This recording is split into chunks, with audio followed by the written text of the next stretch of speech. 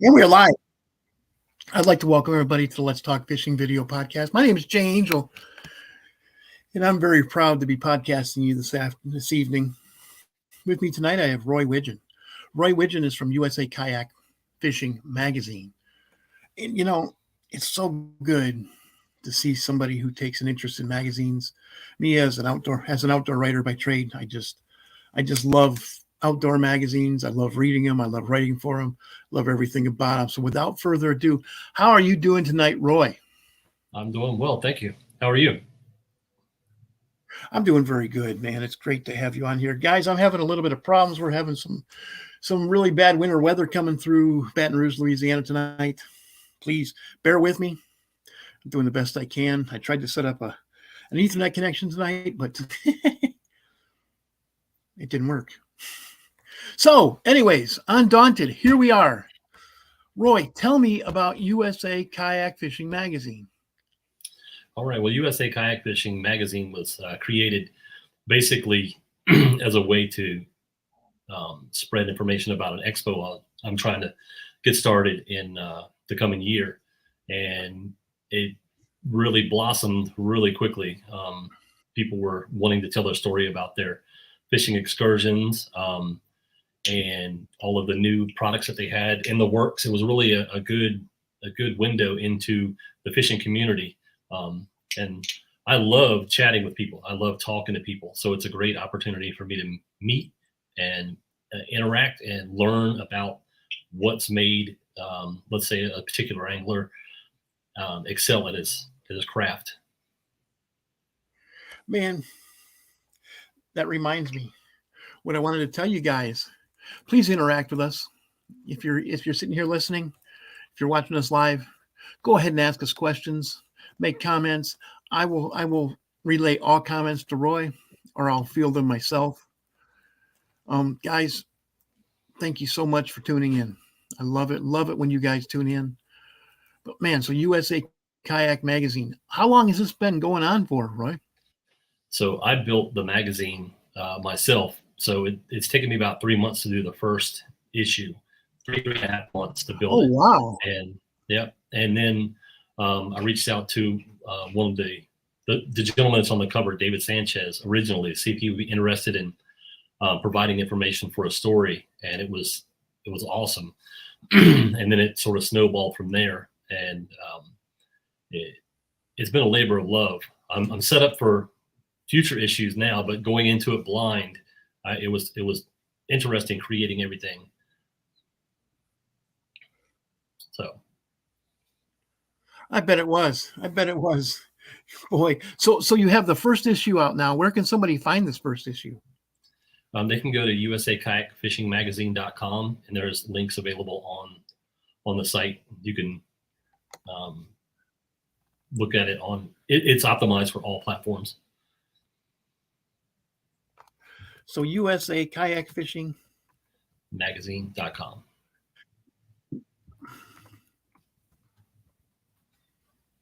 Wow. Okay. We're going to add that real quick.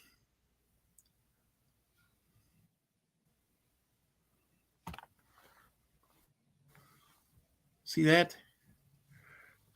Perfect. Did I get that right, Roy? Yes. Great. I got something correct. So that's fantastic. So you have the first issue out already. How exciting is that? It's amazing. Your new venture. Yeah, it's nice getting feedback from people in the industry that you respect as peers, and when you throw something out, you really it's. I'm a photographer by trade, so I know that when you make something, I can love it, you can hate it. So after 3.5 months of putting it together, it's great to hear feedback from people and what they want in the next issues to come, what they like. Haven't heard a lot of dislikes, which is good, but it's been definitely a awesome experience. So USA Kayak Fishing, is this going to be more than just bass? Yes. So anything, anywhere, any angler that has a story to tell, any type of kayak, whatever's available. You know, down here where I live, down on the Mississippi Gulf Coast, kayak fishing is huge. Mm-hmm. You can't go down to the coast without seeing people with their kayak trailers down there. Some people have multiple trailers, or multiple kayaks on the same trailer. I've seen as many as 4 on one. Yes. It's huge down here. And also we have the Ride the Bull, which is 500 kayaks. Yes. It's just huge. Yeah, I love getting a trailer. Trailer definitely opens up. I'm sure you're going to get some opportunities. Business from this area. I hope so. I just like to meet people, so it'd be kind of nice to interact with everyone. But then you have new travel around, kayak fish, meet the people who you talk to, who you didn't even know you were talking to, because you talk to thousands. Yes. Very nice, man. So you were talking about a kayak fishing expo. Yes. What is that? So I was speaking with a couple of kayak manufacturers, and they were telling me how much it was to ship their kayaks to different venues, and there's a platform that allows you to have a 100% virtual experience, but it's as close to in person as you can get without actually being there. So if someone wanted a large expo experience, but they were unable to travel, you can attend as long as you have internet connection. So it's a large platform. It's a very expensive platform, but it gives you the interactive ability to internet connection, experience a show as if you were going there. Okay. Wow. So is this something you have in the works, or is this something you've already it's in the works, put together, or it's in the works? It's a new style of platform, so there's a lot of education that goes with it. Because when you say it's a virtual platform, a lot of people think of like this or a Zoom type of situation, where it's totally not like that. You start outside of a venue, and then you fly in, and you can make your way around the event as if you were actually at a show. So it's really involved. It's a large undertaking. The magazine. So if I wanted to go in.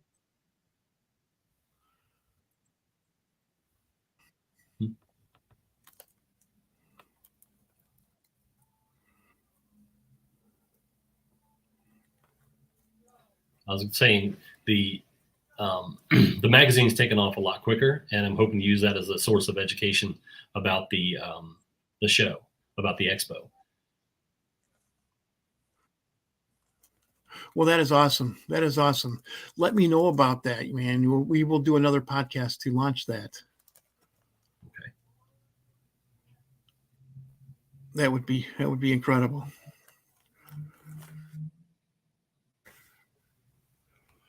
So tell me, Roy, we've talked about a little bit about the magazine, a little bit about your forum, about your virtual sports show. Mm-hmm. What kind of fishing do you enjoy, Roy? I mean, I know that you enjoy kayak fishing, obviously. Yeah. What do you like to fish for? I know that you live in Virginia. Do you live close to the coast? Yes, it's right around the corner. I love to mainly fish for largemouth bass. And there's redfish and speckled trout right around the corner. I don't get out for those as much as I'd like, but largemouth and anything freshwater, pretty much. I'd like to go fishing with my kids whenever that's what I really, really love to do. I haven't really jumped into the tournament world yet. I just love being out on the water with the kids. That's fantastic, man. I wish I would have done more of that. But to tell you the truth, I was too busy guiding when they were growing up. So, well, I spent the past month and a half behind a computer, so we didn't get to do a lot of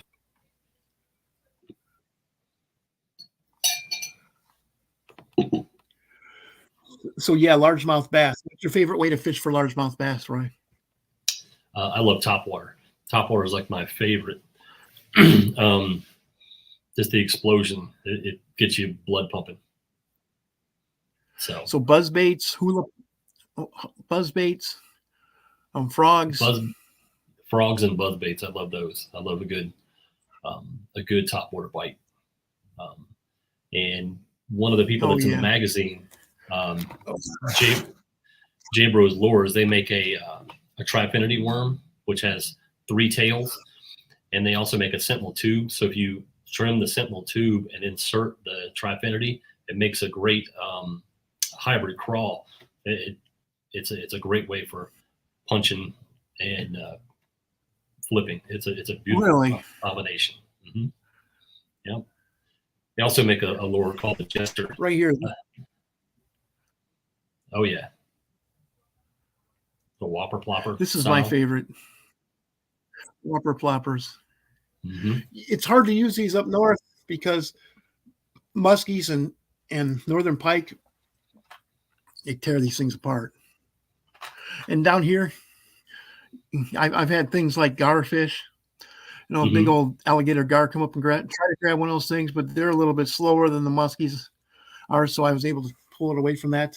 And what's really exciting is down in the marsh when a 15-pound red comes up and grabs something like that. And sometimes they grab it, their mouth is on the bottom of their body, so they turn over and grab. Oh, right. It's exciting.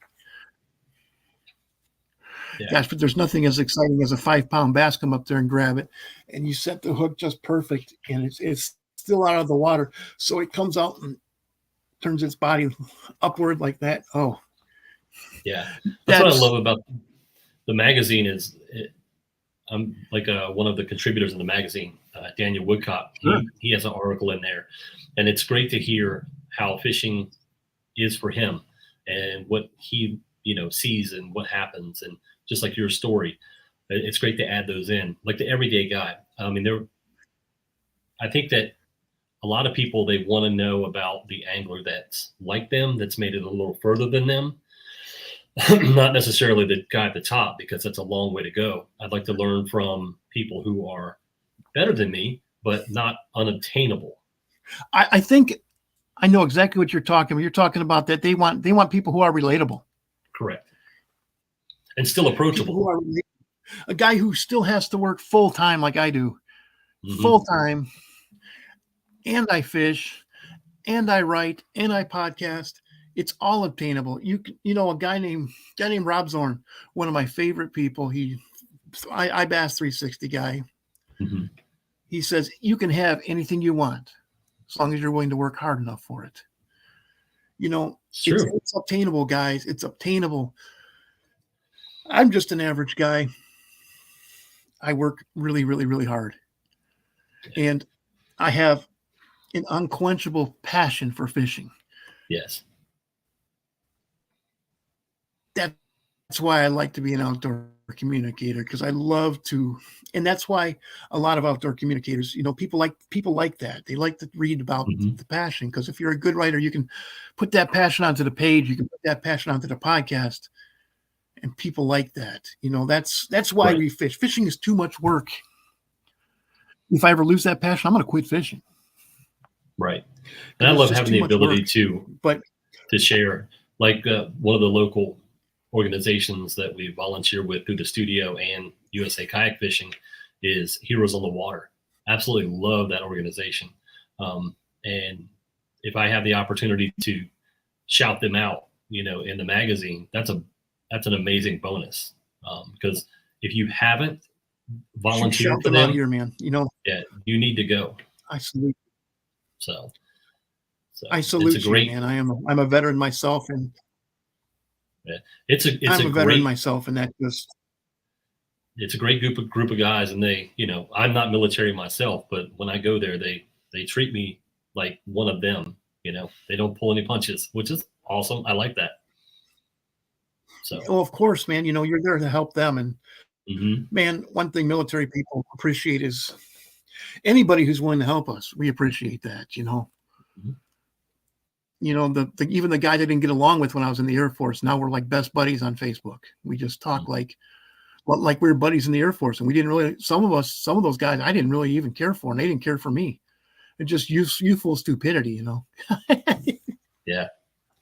But yeah, man, that's so. Geez, you're involved in USA Kayak Fishing magazine, USA Kayak Fishing website, your online sports show, and now you're also volunteering for Heroes on the Water.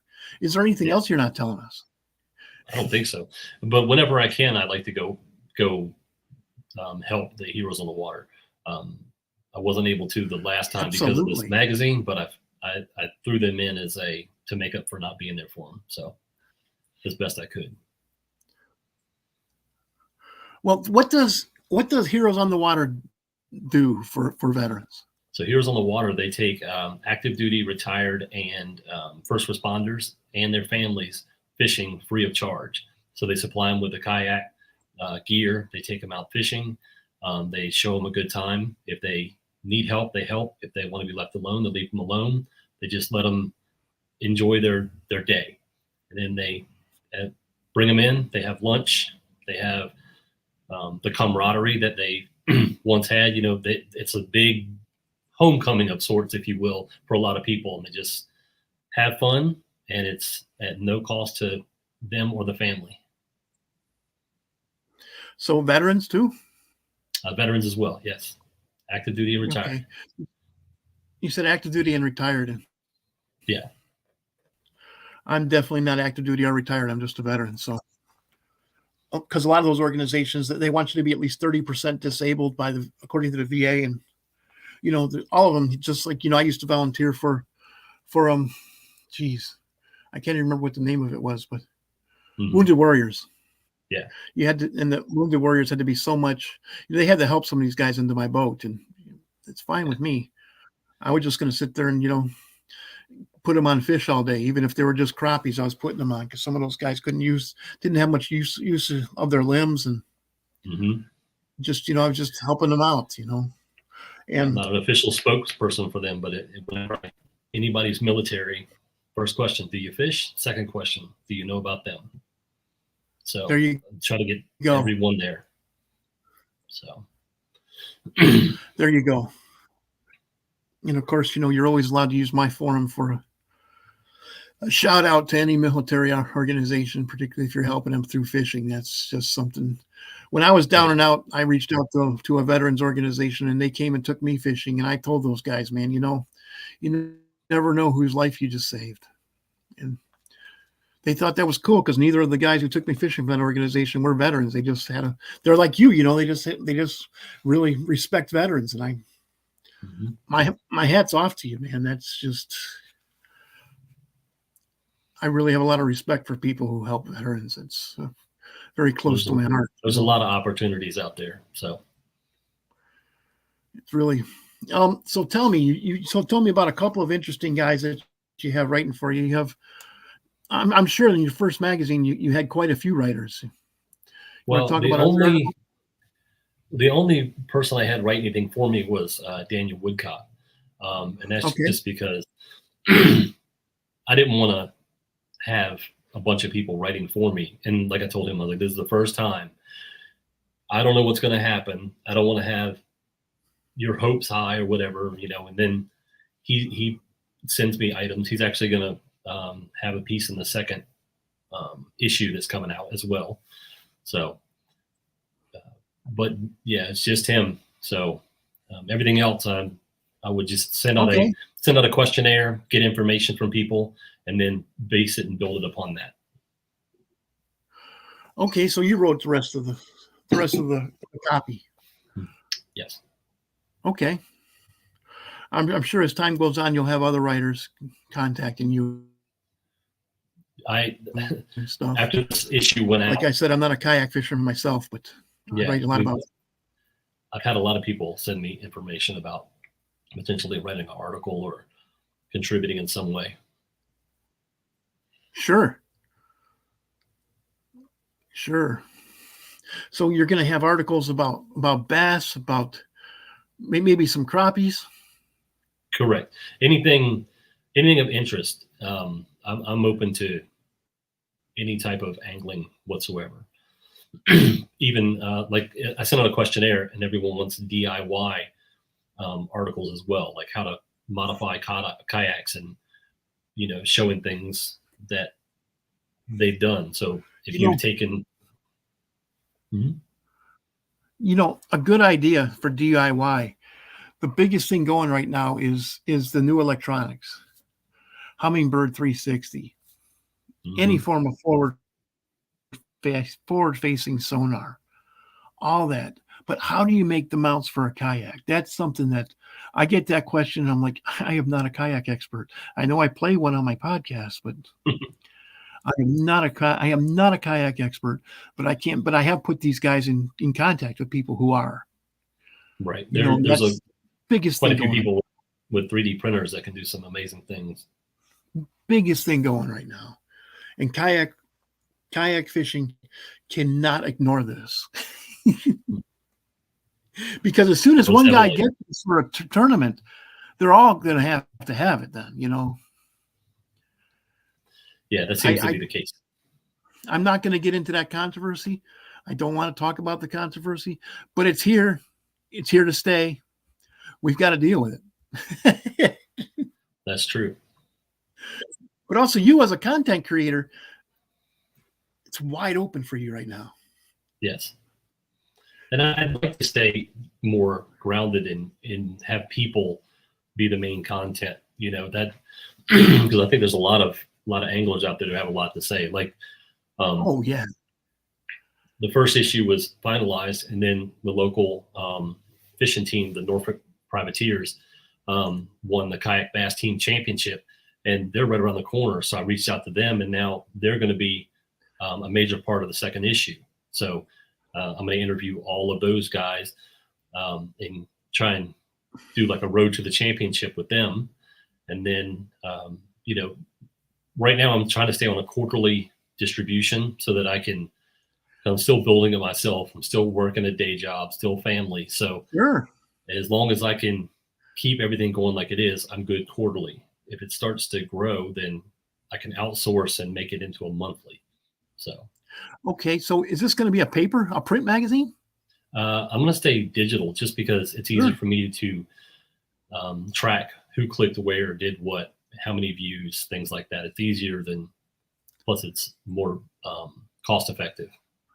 Of course it is. Because I would love to keep it free for whoever wants to read it. I mean, if I print it, then I have to sell it. Of course.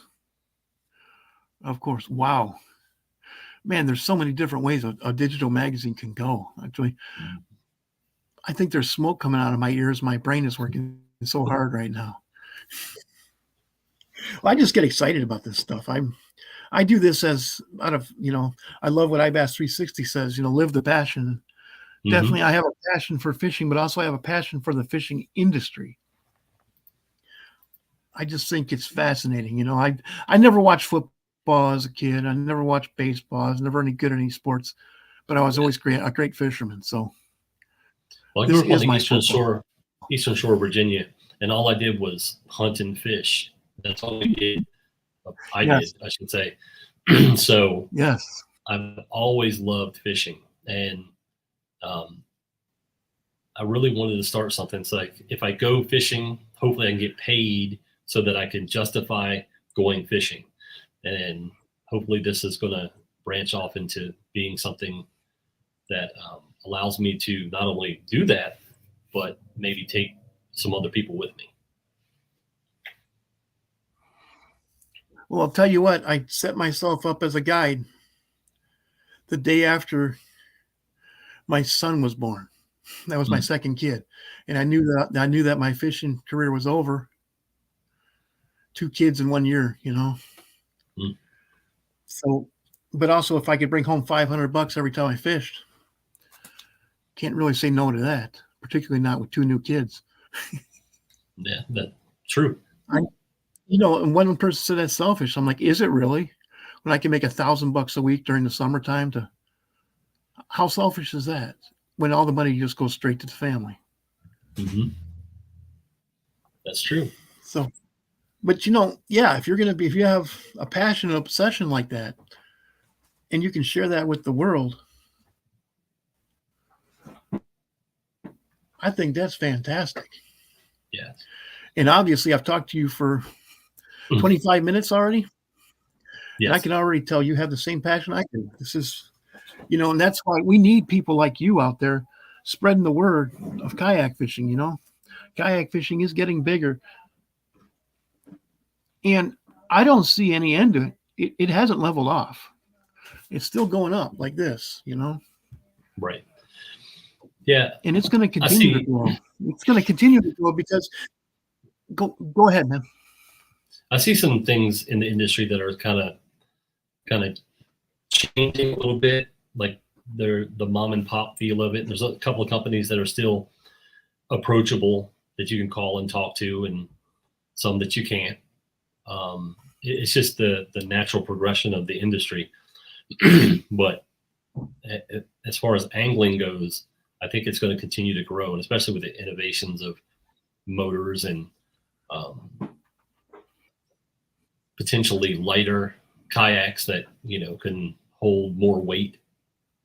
I think that's where it's going to be, because the more gear they make, if you throw two large monitors and a forward-facing sonar and all of those things on a kayak, I mean, at a certain point, even the lightest individual is going to overweigh their boat. Yes, but what I see in the boat industry, the tournament boats are upwards of $100,000 now. If you have it fully rigged, if you fully rig out an entry-level kayak and you don't put a torpedo on it, you just have a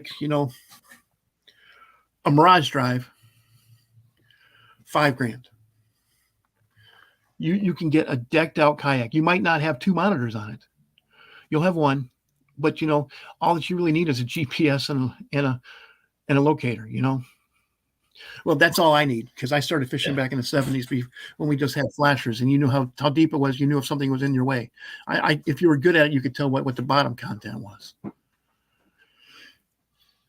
But you can get into kayak fishing for half of $5,000. Oh, yes. You're not going to get the nicest kayak, but also if you're going for a used kayak, man, you can get a decent one with a lot of cool stuff on it for $2,500 or less. I priced this stuff, or less, depending on if So that's what a lot of anglers are looking at, and then they get in these things, and they're like, "This is not the kayak that I had in Boy Scouts back in the 70s." Right. I realized that right away when I said, "Sit." Yeah. So the kayak I'm in now. Go ahead, man. The kayak I'm in now. I went through a whole line of kayaks. I'm a bigger individual, so I learned early on about weight limits of kayaks and what they really mean, because the weight limit of the kayak includes the weight of the hull. So you have to deduct the weight of the hull. Well, 3 kayaks in, I'm still having issues. And I worked my way up to a kayak I loved. And then one of the gentlemen that's on the Corporate Privateers, I used his new canoe, and it's amazing. Like, it's super stable, flat platform, enormous weight limit. So I can go out and be secure and fish and have no worries. So that's where I've landed at the moment.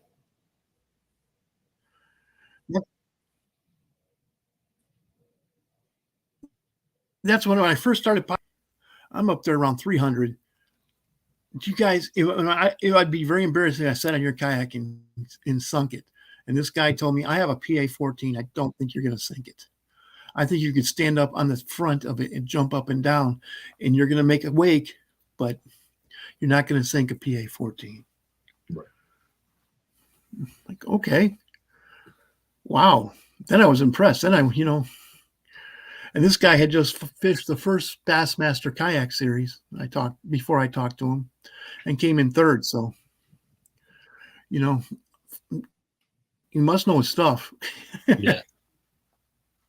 That was my first introduction. That was I first began kayak fishing. When I first began podcasting, I don't know why I said that.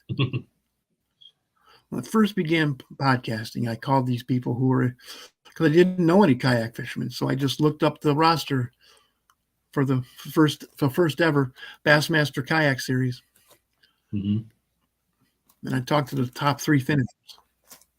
It was a pretty good little series right there. I did, and that got me interested. And then I started talking to people like Christine Fisher, Mm-hmm. and other kayak personalities. Man, everyone's. Jen I just Nolan. love how everyone's still really approachable. I mean, if you come with a They are. genuine, everyone gets bombarded with things. Like in the wedding industry, I know that if I message someone, it's really competitive and they've been hammered with sales and blah blah blah. But in this, so far in the kayak industry, you're able to communicate to someone and they can tell when you're genuine and they can tell if you're blowing smoke, and so they're still approachable, which I like.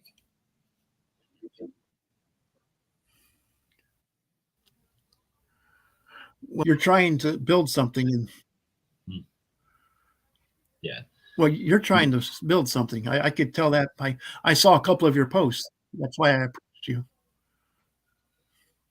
I believe I met you on LinkedIn. Correct. Yes. Well, it's about 30 after the hour. Do you have any shout outs you'd like to do? I'd like to Daniel Woodcock. I appreciate him and all he's done for writing, and David Sanchez for him taking the leap of faith to fill out the form first to be the cover of the magazine. And then Z-Pro batteries have been really, really nice to me. I'm not sponsored by or in any way, but they're really nice people. It was great to have conversations with them. And so just everyone in the industry who's taken the time to drop a line to say, we like the magazine, or how can I help? Do you want someone to contribute? Whatever, that's when I know it's the right choice, because there are people out there who want to be involved with it. And finally, like I say, Heroes on the Water, Tidewater, they're the local chapter where I'm at.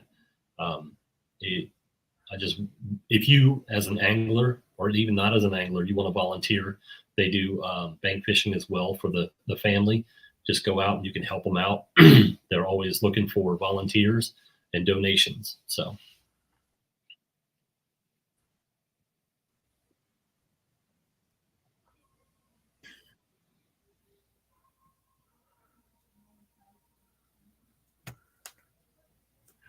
Okay. Well, you know what? I'd like to thank you, Roy, so much for taking time out of your busy schedule to come in here and talk to our listeners here on Let's Talk Fishing podcast. Again, I do apologize for my technical difficulties tonight. We talked about this before the show. Sometimes I do the best I can do with the equipment I have. Yeah. So, and I'd like to thank everybody who tuned in. Go ahead. Sometimes we do the best we can do, and it's frustrating to say the least. But man, I hope to have you on the show again. I hope that this technical difficulties scare you away. No, I'm here. I was going to say, I made the first issue in a. Oh.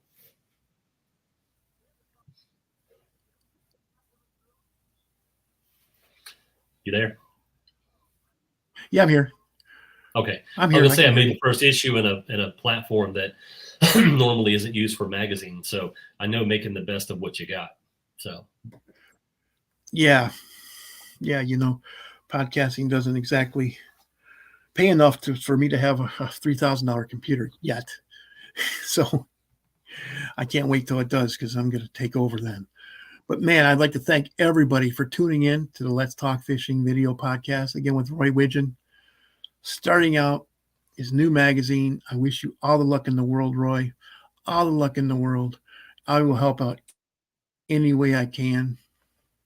Appreciate it. Guys, it's Wednesday night. Make your plans to go fishing. Get out this weekend. There's only a couple of absolutes in fishing. One of them is you're absolutely never going to catch anything on your couch. And you only get to do this once, so get out there and have fun. With that, I'm going to end the podcast Roy, please stick around after the podcast. I'd like to talk to you for a couple minutes. Awesome.